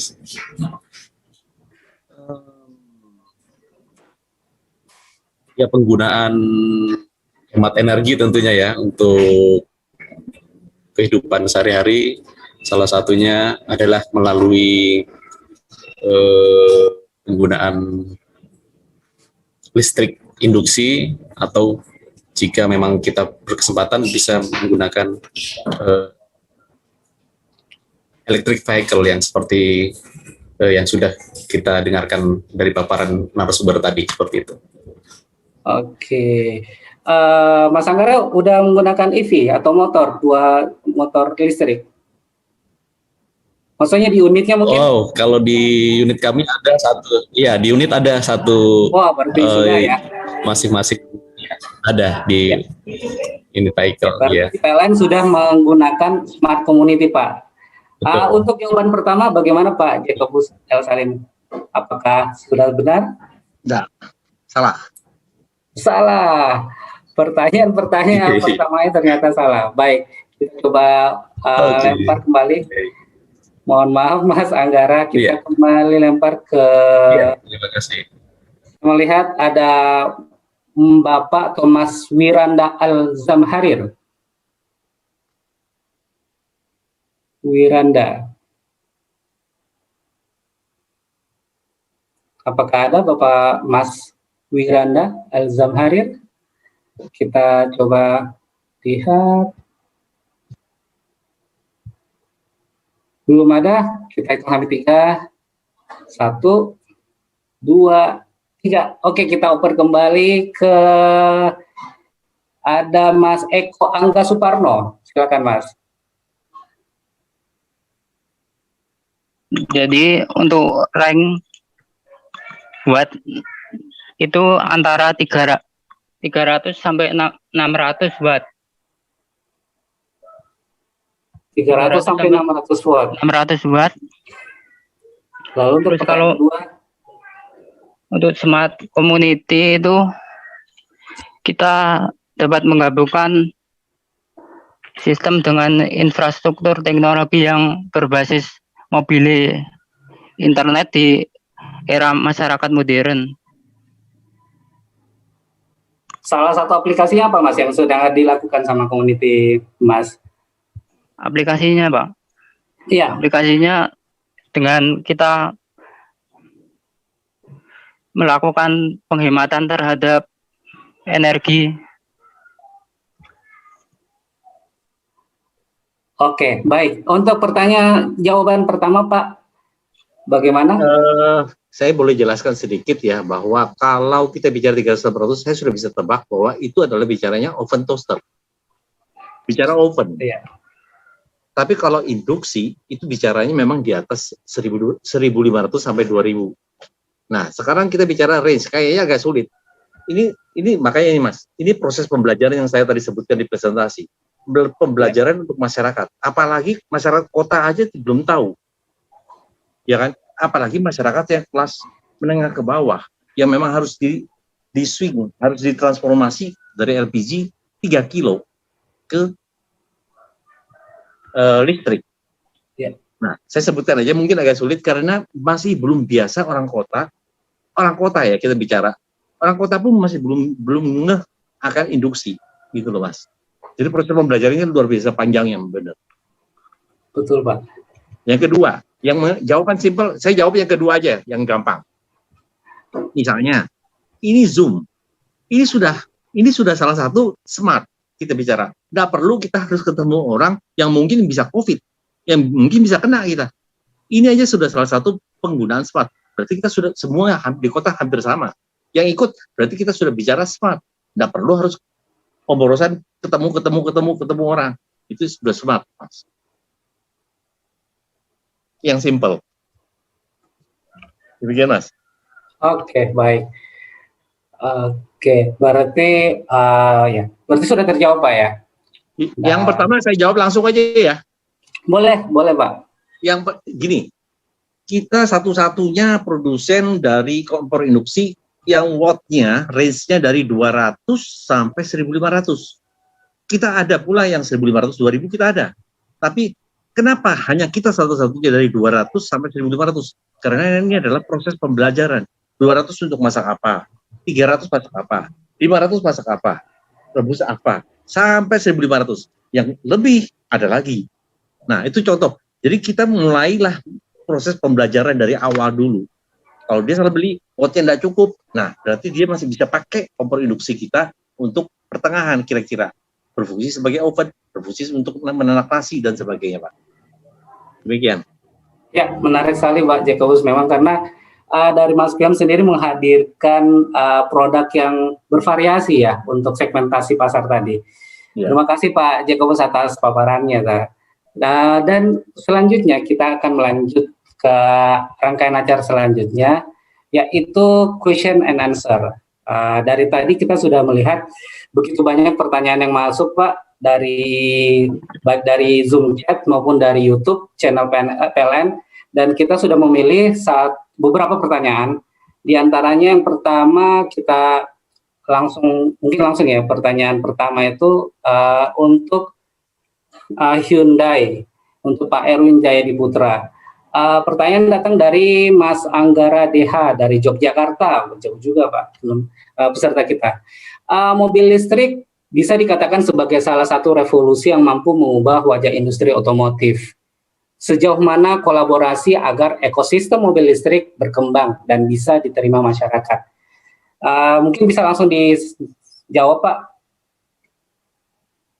Iya, ya, sebentar ya, ada sedikit gangguan teknis saya.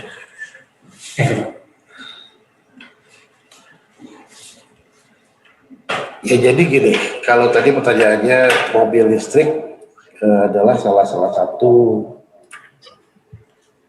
evolusi ya untuk mengubah wajah industri otomotif.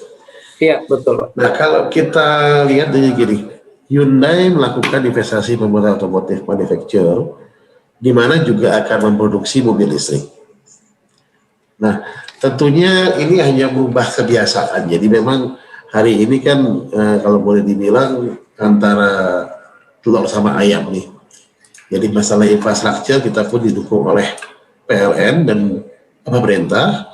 Dan sisi lain adalah mobil yang mau dipakai, mana duluan yang akan dipakai istilahnya. Ya harus ada lah intinya.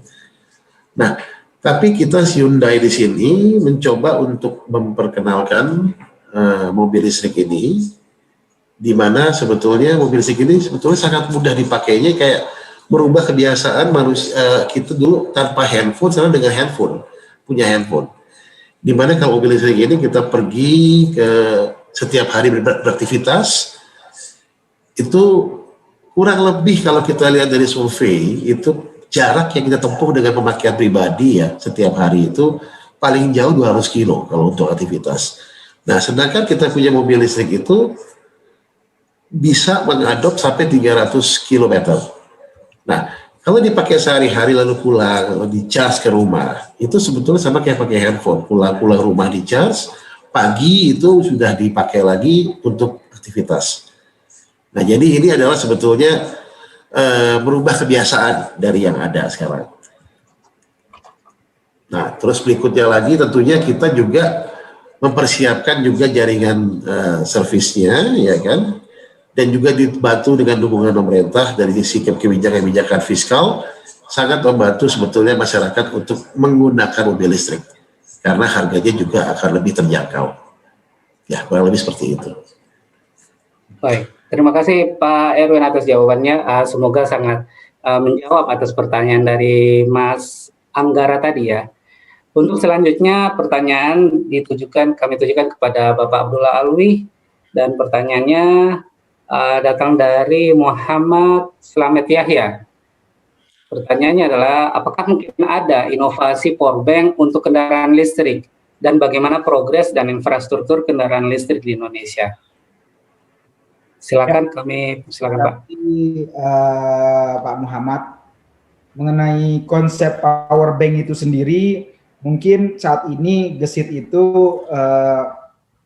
dalam satu unit gesit kita menjual dengan satu unit baterai, dan ada space kosong untuk maksimal dengan 2 baterai sekaligus. Mungkin kalau konsepnya power bank relatively apa yang telah dikerjakan teman-teman ojol, ada beberapa teman-teman ojol cukup kreatif. Mereka beli 1 unit motor dengan 1 baterai dan menyiapkan 1 buah baterai cadangan, di mana baterai tadi di-charge di rumah. Dan untuk dan dalam setengah hari untuk mendapat 50 km, mereka melakukan aktiviti sampai dengan setengah hari. Dan siangnya mereka kembali ke pos mereka dan menukar baterai yang sudah dicas dari pagi hari yang cukup 3 jam dicas tadi, dan lanjut untuk round berikutnya, sehingga total satu hari bisa mencapai 100 km dan saat sore hari pulang mereka kembali lagi ke pos mereka, menukar lagi baterai yang sudah di-charge lagi siangnya dan running untuk besok paginya. Ini menurut saya konsepnya seperti power bank, tapi mungkin lebih pendekatannya berbeda, dan sehingga dalam penggunaan untuk ojek online untuk jangka 100 km-an per hari bagi mereka sudah cukup lancar. Hanya saja konsepnya satu motor, 2 baterai, itu satu. Pertanyaan kedua, infrastruktur. Ini pertanyaan yang paling saya senang kalau ditanyain. Karena jawabannya sudah ada sebelum ada gesit. Pada dasarnya gesit itu chargingnya cukup menggunakan listrik 250 watt. Atau untuk fast charging 450 watt. Dan dapat di-charge di colokan listrik biasa rumah tangga pada umumnya. Saya suka menanyakan kalau memang bisa menggunakan setrikaan, artinya bisa menggunakan charging gesit, jadi nggak ada masalah. Bahkan ada pengalaman unik, minggu lalu kami bersama Pak Sandiaga Uno selaku Menteri Pariwisata dan Ekonomi Kreatif mengadakan touring ke Desa Butuh di ketinggian 1.700 meter dari permukaan laut. Itu jalannya menanjak luar biasa. Ada 9 motor gesit dan beberapa motor lainnya. Kita menanjak sampai dengan puncak, di situ ada Desa Butuh. Saat sampai, teman-teman langsung ambil baterai dan dicopot, di-charge di warung kopi. Sambil santai dan tambahin Rp5.000, padahal mungkin ngecasnya cuma 2.000 maksimal. Dan mereka sudah bisa ngecas 2 jaman, sambil setelah itu kita turun bareng-bareng kembali ke Kali Angkrik. Waktu itu seperti itu, dan jadi untuk infrastruktur ada di mana saja. Terima kasih Pak Muhammad. Terima kasih Pak Abdullah atas paparannya, karena ternyata gesit sangat sudah keren banget ya, sampai ke mengcover daerah-daerah luar Pak ya, dan bisa dicas di mana saja. Dan pertanyaan ketiga untuk Bapak Jakobus El Salim, pertanyaannya adalah datang dari Bapak Ahmad, bahwa saat ini salah satu kekhawatiran yang muncul dalam pembelian kompor listrik yaitu terkait spare part Pak. Bagaimana dari Mas Pion Group menjawabnya Pak? Silakan Pak. Oke, terima kasih. Ini jawaban yang pasti muncul di konsumen. After sales service-nya bagaimana? Intinya kan itu. Itu sangat simple. Ya, spare part daripada kompor induksi itu sangat simple. Sehingga spare part pun pasti tersedia. Tidak ada masalah sama sekali. Di prinsip itu kita sudah seluruh Indonesia kita sudah jangkau juga dari service center kita. Sehingga ada kerusakan unit, kalau memang itu parah, tidak ada masalah mengenai spare part. Intinya itu. Dan mengenai ada pertanyaan juga tadi mengenai keamanan. Sangat-sangat aman malah. Karena pakai kompor LPG kena api masih ada resiko. Ini sama sekali tidak ada, bahkan lebih efisien. Jadi efektif, efisien, dan safety. Itu yang kita jamin. Terima kasih. Baik, terima kasih Bapak Jakobus El Salim atas jawaban. Semoga menjawab dari pertanyaan Mas Ahmad tadi ya. Oke. Karena melihat batasan waktu juga kepada para peserta, terima kasih. Namun pertanyaan juga masih banyak banget ini Pak. Tapi karena batasan waktu, mohon maaf kami harus undur diri juga. Dan terima kasih kami ucapkan atas antusiasme dari para peserta, karena hingga kini pertanyaan dari para pembicara terus masuk, namun karena keterbatasan waktu harus kita akhiri. Terima kasih juga kepada ketiga pembicara kita atas sharing hari ini, keren banget, dan yang pasti menambah wawasan buat kita semua. Sebelum menutup acara ini mohon berkenan kepada tiga pembicara kita untuk menyampaikan closing statement especially for innovator and inventor dari PLNers dan Elektrism, terutama bagi para peserta yang akan berkompetisi dalam PLN ICE 2021. Yang pertama kami persilakan kepada Bapak Erwin Jayadi Putra selaku dari Sales Director Hyundai Mobil Indonesia. Silakan Pak, kami persilakan. Selamat siang teman-teman mahasiswa semuanya. Ya, saya rasa inovasi daripada Indonesia untuk memperkenalkan mobil listrik perlu juga mendapat dukungan dari teman-teman sekalian, terutama juga dari pemerintah. Tentunya Hyundai akan terus meningkatkan inovasi kami dalam mengembangkan kendaraan berbasis baterai untuk mendukung program pemerintah di Indonesia dan juga untuk menciptakan green environment di negara kita tercinta Indonesia ini. Ya, saya rasa itu. Terima kasih dan Assalamualaikum warahmatullahi wabarakatuh. Waalaikumsalam warahmatullahi wabarakatuh. Terima kasih Pak Erwin, intinya untuk Indonesia. Dan selanjutnya kepada Bapak Abdullah Alwi selaku GM Wika Industri Manufacture untuk dapat menyampaikan closing statement untuk para inovator dan inventor PLN. Kami bersilakan Pak. Ya, terima kasih. Terima kasih kepada semua stakeholder yang telah menginisiasi acara ini, kepada Dirut PLN, teman-teman PLN, dan seluruh masyarakat listrik Indonesia. Closing statement dari saya adalah untuk kendaraan bermotor, terutama roda 2. Kita sedang ada di posisi peralihan dari kendaraan berbasis fosil ke kendaraan berbasis listrik, di mana di seluruh dunia sedang berlomba-lomba dalam hal ini. Harapan kami adalah teman-teman Indonesia, teman-teman riset dan lainnya tetap semangat dan mari bersama-sama kita membangun sebuah kendaraan yang asli Indonesia. Dan inilah saatnya Indonesia dapat memproduksi produk karya bangsa sendiri. Dan closing dari saya adalah saat ini adalah saatnya menikmati dan mencoba karya bangsa sendiri. Terima kasih. Assalamualaikum warahmatullahi wabarakatuh. Waalaikumsalam warahmatullahi wabarakatuh. Terima kasih Bapak Abdullah Alwi, sangat inspiratif untuk mendukung produk karya Indonesia sendiri. Dan yang terakhir, pembicara ketiga kita, sosok yang sangat inspiratif banget, Bapak Jacobus L. Salim, selaku Direktur BAS Pion Group. Kami persilakan Pak untuk menyampaikan closing statement-nya. Terima kasih. Transformasi berjalan terus. Kita menuju smart world. Otomatis push lead bank. R&D penting sekali. Adik-adik mahasiswa terus berjuang. Karena ide apapun dari kalian itu sangat-sangat berguna untuk Indonesia.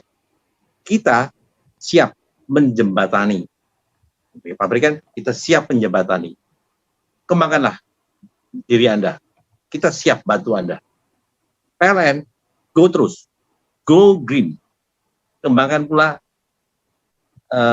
alternatif energi yang lain, yang lebih murah, yang untuk menunjang Indonesia maju.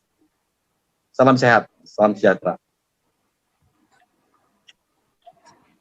Baik, terima kasih Bapak Jacobus L. Salim, sangat inspiratif sekali karena buat teman-teman para peserta PLN AIS 2021, ini sudah dapat jawaban langsung malah dari Bapak Jacobus L. Salim, bahwa beliau bersiap untuk menerima inovasi-inovasi yang para peserta bawakan.